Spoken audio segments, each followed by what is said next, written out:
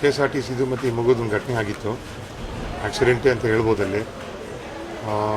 ಸರ್ಕಾರದಿಂದ, ನಮ್ಮ ಸ್ಥಳೀಯ ಪ್ರತಿಯೊಬ್ಬರ ನಾಯಕರುಗಳಿಂದ, ಯುವಕರಿಂದ ಹೆಚ್ಚಾಗಿ ಆ ಕಾಲೇಜಿನ ಯುವಕರು ಬಂದು ನಮ್ಮ ಯಾವ ರೀತಿಯ ಒಂದು ಸಪೋರ್ಟ್ ಮಾಡಿದ್ದಾರೆ ಅಂದರೆ it is a very satisfying and notable event. ಯಾಕಂದರೆ ಇಂಥ ಒಂದು ಇನ್ಸಿಡೆಂಟು ಆಗುತ್ತೆ, ಆಗಲ್ಲ ಅಂತ ಹೇಳಲ್ಲ.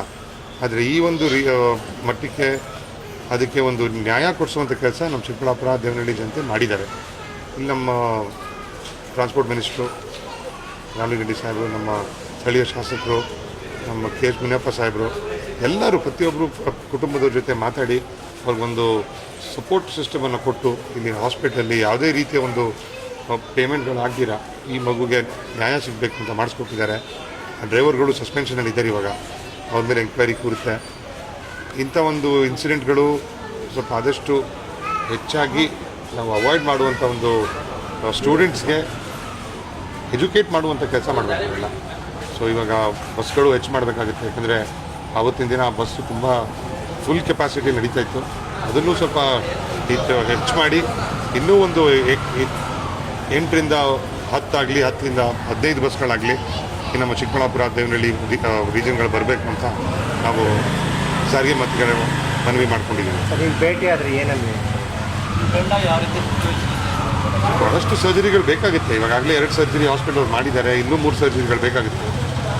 ಇದು ಆರ್ಥೋಪೆಡಿಕ್ ಅಂದರೆ ಅದು ಎಕ್ಸ್ಟ್ರಾ ಟೈಮು ಎತ್ಕೊಳ್ಳುತ್ತೆ. ರೆಗ್ಯುಲರ್ ಒಂದು ಕೋಲ್ಡು ಕಾಫ್ ಏನಾದರೂ ಇದೆ ಒಂದು 2-3 ಡೇಸ್ಗೆ ಹೋಗುತ್ತೆ. ಅದು ಆರ್ಥೋಪೆಡಿಕ್ ಅಂದರೆ ನ್ಯಾಚುರಲ್ ಹೀಲಿಂಗ್ ಆಗಬೇಕು. ಅದಕ್ಕೆ 1.5 ತಿಂಗಳಿಂದ 2 ತಿಂಗಳು ಬರೀ ಬೇಸಿಕ್ ಹೀಲ್ ಆಗುತ್ತೆ. ಇನ್ಫೆಕ್ಷನ್ ಕಂಟ್ರೋಲ್ ಮಾಡೋಕ್ಕೆ ಒಂದು 1 ವೀಕ್ ಆಗಿದೆ ಡಾಕ್ಟರ್ಗಳಿಂದ. But the hospital here is on a very fine job. ಡಾಕ್ಟರ್ಗಳು ತುಂಬ ಆ್ಯಕ್ಟಿವ್ ಆಗಿ ಟೆನ್ಷನಿಂದ ಈ ಕೇಸ್ನ ಟ್ರೀಟ್ ಮಾಡಿದ್ದಾರೆ. ಮುಂಬರುವ ಮೋಸ್ಟ್ಲಿ ಒಂದು 6 ಮಂತ್ಸ್ ಒಂದು 6 ತಿಂಗಳಿಂದ 1 ವರ್ಷದವರೆಗೂ ಫಿಸಿಯೋಥೆರಪಿ ಮಾಡಬೇಕಾಗಿದ್ದು ಮಗು ಓದಬೇಕು. ಅದಕ್ಕೆಲ್ಲ ನಮ್ಮ ಸರ್ಕಾರದಿಂದ ಏನೇನು ಸವಲತ್ತುಗಳು ಬೇಕೋ ನಾವು ನಿಂತ್ಕೊಂಡು ಮಾಡ್ತೀವಿ ಅಂತ ಭರವಸೆ. ಅಂಗವಿಕಲಪ್ಪ ಇವಾಗ ಭಾಳಷ್ಟು ಪ್ಲಾಸ್ಟಿಕ್ ಸರ್ಜರಿಗಳಾಗುತ್ತೆ, ಭಾಳಷ್ಟು ಆರ್ಥೋಪೆಡಿಕ್ ಸರ್ಜರಿಗಳಾಗುತ್ತೆ.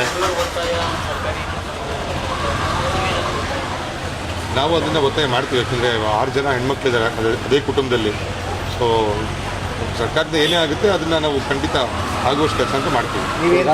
ನೀವೇ ಭೇಟಿ ಕೊಡೋಕ್ಕೆ ಕಾರಣ ಇವಾಗ ಹಾಸ್ಪಿಟ್ಲಲ್ಲಿ ನಮ್ಮದು ಸೀನಿಯರ್ ಆರ್ಥೋಪೆಡಿಕ್ ಸರ್ಜನ್ಸ್ ಇದ್ದಾರೆ ನಮ್ಮ ಹಾಸ್ಪಿಟ್ಲಲ್ಲಿ, ರಾಮಯ್ಯ ಹಾಸ್ಪಿಟ್ಲಲ್ಲಿ. ಸೊ ಅವ್ರದ್ದು ಒಂದು ಇಂಟ್ರಾಕ್ಷನ್ ನಡೀಲಿ. ಇವಾಗ ಕರೆಂಟ್ ಡಾಕ್ಟರ್ಸ್ ಒಂದ್ಸಲ ಮಾತಾಡಿ ಸೆಕೆಂಡ್ ಒಪಿನಿಯನಲ್ಲಿ ಯಾವುದೂ ಒಂದು ಹಾಮ್ ಇರಲ್ಲ. ಯಾಕಂದರೆ ಕೆಲವೊಂದು ಡಾಕ್ಟರ್ದು ಪ್ರಾಸೆಸ್ ಬೇರೆ ಇರುತ್ತೆ, ಅವ್ರ ಸಿಸ್ಟಮ್ಗಳು ಬೇರೆ ಇರುತ್ತೆ. ಜಾಯಿಂಟ್ ಒಂದು ರಿಪೋರ್ಟ್ ಮಾಡಿದಾಗ ಇನ್ನೂ ಒಂದು ಮಗು ಹೆಲ್ಪ್ ಆಗಲಿ ಅಂತ ಆ ಒಂದು ಕಾರಣಕ್ಕೆ ಒಂದು ಡಾಕ್ಟರ್ಗಳ ಹತ್ರ ಮಾತಾಡಿದ್ವಿ. ಈಗ ತಮ್ಮ ಹಾಸ್ಪಿಟಲ್ ಏನಾದರೂ ವ್ಯವಸ್ಥೆ ಮಾಡ್ಬೋದಾ? ಅದೇ ಹೇಳಿದ್ದೀವಿ. ಇವಾಗ ಜಸ್ಟ್ ನಮ್ಮ ಸೀನಿಯರ್ ಡಾಕ್ಟರ್ ಹತ್ರ ಮಾತಾಡಿ ಭಾಳಷ್ಟು ಒಳ್ಳೆ ಕೇರ್ ಕೊಟ್ಟಿದ್ದಾರಾಗಲಿ ಈ ಆಸ್ಪತ್ರೆಯಲ್ಲಿ. ಸೊ ನೆಕ್ಸ್ಟ್ ಮೋಸ್ಟ್ಲಿ 1 ಮಂತ್ ಇರಬೇಕಾಗಿತ್ತು ಇಲ್ಲಿ. ಯಾವಾಗ ನಾವು ಅವ್ರ ತಾಯಿಗೆ ಮತ್ತು ಮಗುಗೆ ಅದೇ ಹೇಳಿದ್ದೀವಿ, ಯಾವಾಗ ಕಂಫರ್ಟ್ ಆಗುತ್ತೆ ಅವ್ರ ಮನೆಗೆ ಹೋಗ್ಬೋದು. ಮನೆ ಸ್ವಲ್ಪ ದಿನ ಇದ್ದು ಬೇಕಾರೆ ಅದ ನಂತರ ಏನೇ ರೀತಿಯ ಟ್ರೀಟ್ಮೆಂಟ್ಗಳು ಬೇಕಿದ್ರೂ ನಮ್ಮ ಹಾಸ್ಪಿಟ್ಲು ಇದೆ. ಮತ್ತು ಹೆಜ್ಜೆ ಅಂತ ಇನ್ನೊಂದು ಆರ್ಥೋಪೆಡಿಕ್ ಹಾಸ್ಪಿಟ್ಲು ಇದೆ. ಯಾವುದೇ ಹಾಸ್ಪಿಟಲಲ್ಲಿ ನಮ್ಮ ಕಡೆಯಿಂದ ಆ ಮಗುಗೆ ಏನೇ ರೀತಿಯ ಒಂದು ಅನುಕೂಲ ಆಗುವಂತೆ ನಾವು ಖಂಡಿತ ನೋಡ್ತೀವಿ. ಅವರ ಆರ್ಥಿಕ ಪರಿಸ್ಥಿತಿ ಹೇಗಿದೆ? ಆರ್ಥಿಕ ಪರಿಸ್ಥಿತಿ ಅಷ್ಟು ಮಟ್ಟದಲ್ಲಿಲ್ಲ. ಆದರೆ 5-6 ಜನ ಹೆಣ್ಮಕ್ಳಿದ್ರೂ ಅದರಲ್ಲಿ ಒಬ್ಬರೇನೋ ಮದುವೆ ಆಗಿರೋಂಗಿದ್ದಾರೆ. ಕೆಲಸಕ್ಕೂ ಇನ್ನೂ ತುಂಬ ಜನ ಹೋಗ್ತಿಲ್ಲ ಕುಟುಂಬದಲ್ಲಿ. ನಾವು ಅದನ್ನು ಅವ್ರ ಕುಟುಂಬದ ಜೊತೆ ಮಾತಾಡಿ ಈ ಒಂದು ಸಮಯ ಅಲ್ಲ, ಸದ್ಯಕ್ಕಂತೂ ಏನೂ ಒಂದು ರೀತಿಯ ಎಕ್ಸ್ಪೆಂಡಿಚರು ಅವ್ರ ಮೇಲೆ ಬರ್ತಿಲ್ಲ. ಹಾಸ್ಪಿಟಲ್ ಏನೇ ಖರ್ಚಿದ್ರು ಸರ್ಕಾರದಿಂದ ಆಗ್ತಾಯಿದೆ. ನಮ್ಮ ಸಾರಿಗೆ ಸಚಿವರು ಅದರದ್ದು ಒಂದು ವ್ಯವಸ್ಥೆ ಮಾಡಿಕೊಟ್ಟಿದ್ದಾರೆ. ಇಲ್ಲಿ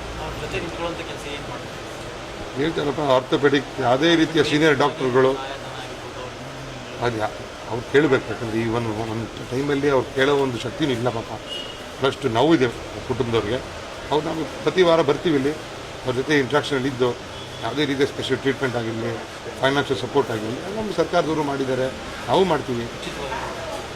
ಉಚಿತವಾಗಿ ಆಗಲಿಕ್ಕೆ ಕೊಟ್ಟಿದ್ದಾರೆ, ನಾವು ಕೊಡ್ತೀವಿ. ನಾವು ನಮ್ಮ ರಾಮಯ್ಯ ಆಸ್ಪತ್ರೆ ಮಾಡೋದೇ ಆದಷ್ಟು ಹೆಚ್ಚು ಅದೇ. Thank you. ನೆಕ್ಸ್ಟ್